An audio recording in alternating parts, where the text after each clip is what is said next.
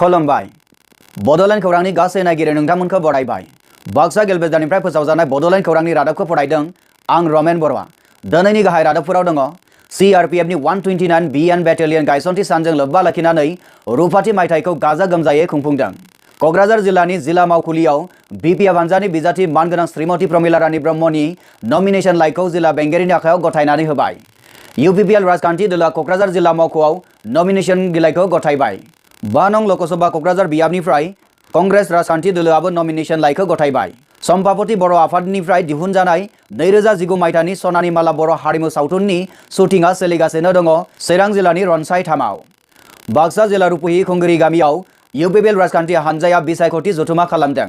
दमदमा दख'रा गेलेमु गौथुमनि बानजायनायाव समबारै रुंसारि गौतम शर्मा गोसोखांथि 17थि बोसोरारि सानहर भलिबल बादायलायनाया जानानै थाङो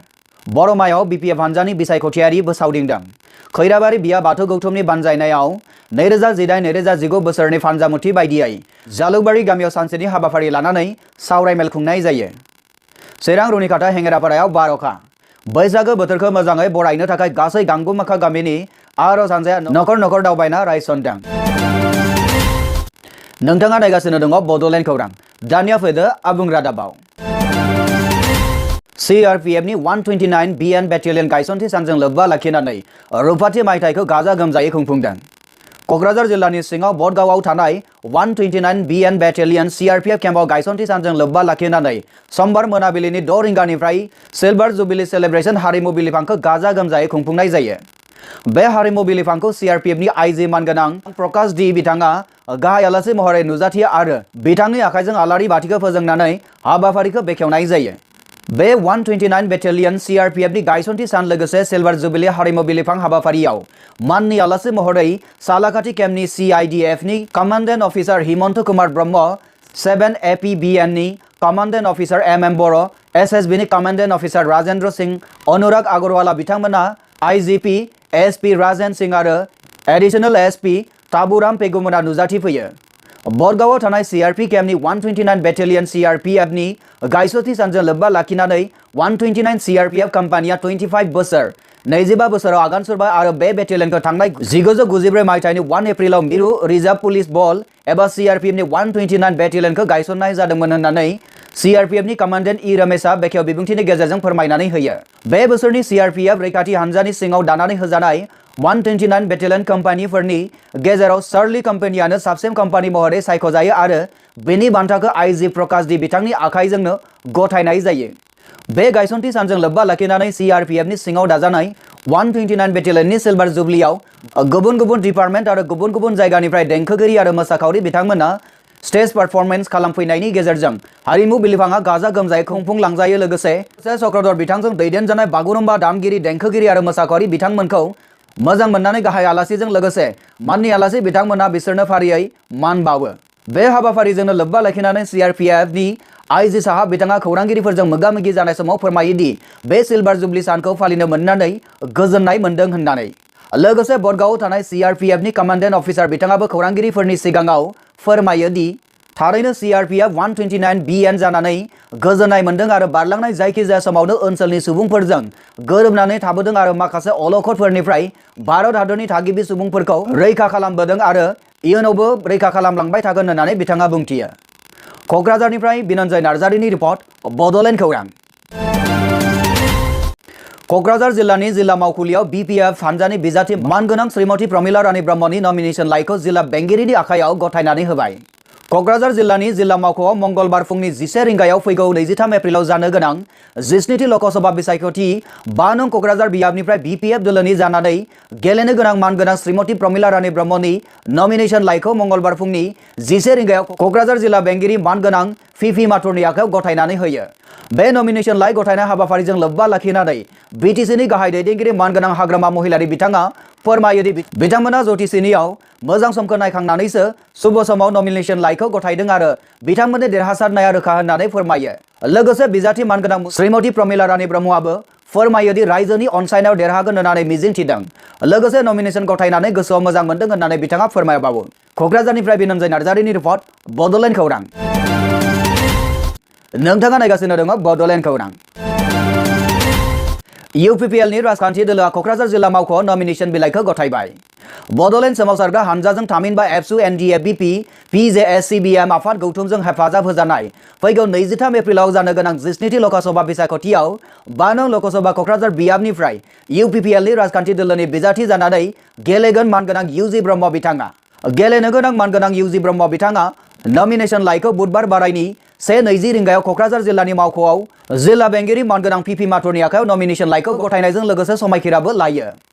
बर' हारिनि इयुन जोलैखौ खैफोद गैयै बायदि बुहुमाव गेरेमसा हारि दानानै दोनलांनो इयुनाव आब्रुथिखौ हास्थायनानै इउपिपिएलनि बिजाथि मानगोनां इउजि ब्रह्मखौ देरहासार होनायनि सिमांजों थांनाय बुधबार बारायनि सानजौफुनि 1:20 रिंगायाव क'क्राझार जिल्ला मावख'आव बर' हारिनि सानसुमै मेलेमजिबि गेदेमा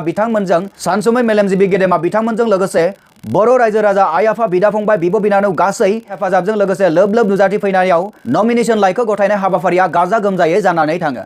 नमिनेशन लाइखौ गथायनायजों लोब्बा लाखिनानै इउपिपिएलनि बिजाथि इउजि ब्रह्म बिथाङा खौरांगिरिफोरजों मोगा-मोगि जानाय समाव फोरमायोदि रायजो राजाफोरा सरकार सोलायनायखौ लुबैदों, बेनि थाखायनो दिनै रिलि खालामनो आं लेंहराखैब्लाबो आंखौ मोजां मोननानै 1,50,000 सुबुं गमाया आंनि नमिनेशन लाइ गथायनाय हाबाफारियाव गोदान मिजिं आरो बर'नि थामोनथाखौ रैखा खालामनो लोब लोब रायजो राजाफोरा नुजाथि फैदों आरो आं आंनि बिजाथि नङा, आं रायजोनिसो बिजाथि होननानै बिथाङा बुंथिबावो।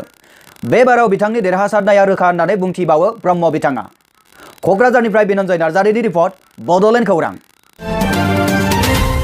5 नं लकसभा क'क्राझार बियाबनिफ्राय कंग्रेस राजखान्थि दोलोआबो नमिनेशन लाइखौ गथायबाय। फैगौ 23 एप्रिलाव जानो गोनां 17थि क'क्राझार लकसभा बिसायख'थियाव कंग्रेस राजखान्थि दोलोनि जानानै बिसायख'थि गेलेनो गोनां बिजाथि मानगोनां शब्दराम राभा बिथांनि नमिनेशन लाइखौ बुधबार बारायनि 1:10 रिंगायाव नमिनेशन लाइखौ क'क्राझार जिल्ला मावख'नि जिल्ला बेंगिरि पिपि माथुरनि आखायाव गथायनानै होयो। 5 नं क'क्राझार बियाबनि लकसभा बिसायख'थियाव कंग्रेस राजखान्थि दोलोनि जानानै गेलेनो गोनां मानगोनां शब्दराभाया खौरांगिरिफोरजों मोगा-मोगि जानाय समाव फोरमायोदि बिपिएफ आरो नबकुमार सरनियाया माब्लाबाबो देरहासार जानो हाया, मानोना बिथाङा दि सासे फोथायखेबस' बेखौ रायजो राजाफोरा थांनाय 5 बोसोरावनो मिथिखाबाय। दानि केन्द्रीय बिजेपि सरकाराबो जेबो मावाखै, लोगोसे गोरोबथाय सरकाराव थानाय बिटिसि सरकाराबो बर' आरो अनाबर' रावनिबो जौगानायनि खामानि मावाखै। बिनि थाखायनो आसामनि जनसाधारणफोरा सोलायनायखौ नागिरदों, बेखायनो कंग्रेस राजखान्थि दोलोखौ अनसायदों होननानै बिथाङा बुंथिबावो। बिथांनि देरहासारनाया सियर होननानै बिथां राभाया बुंथिबावो। क'क्राझारनिफ्राय बिनन्जय नार्जारिनि रिपर्ट, बड'लेण्ड खौरां। सम्पापति बर' आफादनिफ्राय दिहुनजानाय 2019 मायथाइनि सनानि माला बर' हारिमु सावथुननि शुटिंआ सोलिगासिनो दङ चिरां जिल्लानि रनसाय 3आव। बे सावथुनाव गाहायै खामानि मावदों रांगिरि मुस्रिमा सम्पापति बर' आरो खुंख्रां हाज'वारि, कनसेप्ट आरो बिथोनगिरि सुजुगोरा बसुमतारि आरो केमेरामेन जोहोलाव मुसाहारि। बे रादाबखौ जोंनिसिम दैथायहरदों जोहोलाव मुसाहारि बिथाङा।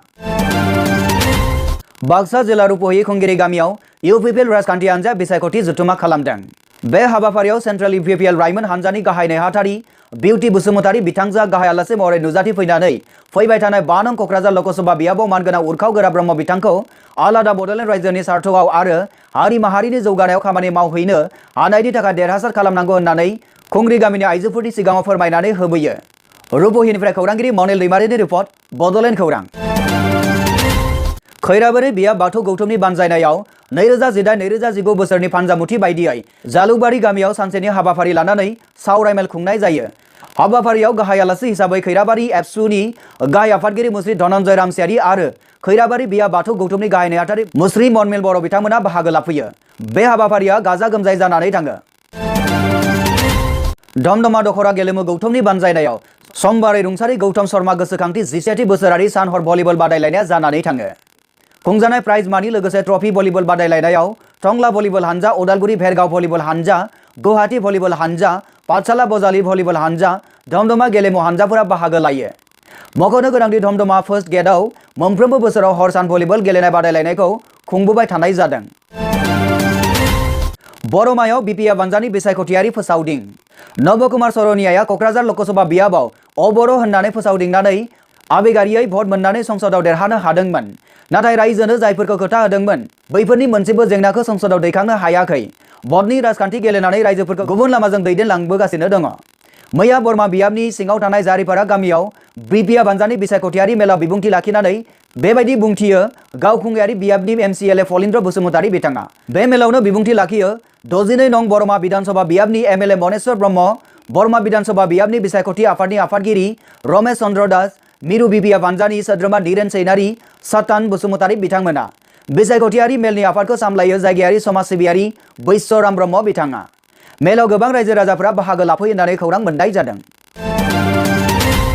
बैसागो बोथोरखौ मोजाङै बरायनो थाखाय गासै गांगौमाखा गामिनि आर'ज हानजाया नखर नखर दावबायनानै रायसनदों। थांनाय 3 एप्रिल खालाराव गंफ्रोमबो नखराव हाबनानै बोराइ बाथौखौ सिबिनायजों लोगोसे माइनाव बुरैखौबो बरायो। चिरां रुनिखाता हेंगेरापारायाव बार अखा हानायजों गिदिर गिदिर अन्थाइ गोग्लैनाया गामियारिखौ सोमोनांहोदों। थांनाय 2 एप्रिल खालाराव अखा बारजों लोगोसे अन्थाइ गोग्लैनाय नुनाया गिथावना। बे रादाबखौ जोंनिसिम दैथायहरदों चिरांनिफ्राय समिर बसुमतारी बिथाङा। बड'लेण्ड खौरांनि गासै नायगिरि बिथांमोनखौ फिन साबायखर जासिनायजों उननि रादाबाव फिन लोगो मोननायनि मिजिंजों दिनैनि रादाबखौ एसेबांनो फोजोबनाय जाबाय। गोजोन्थों।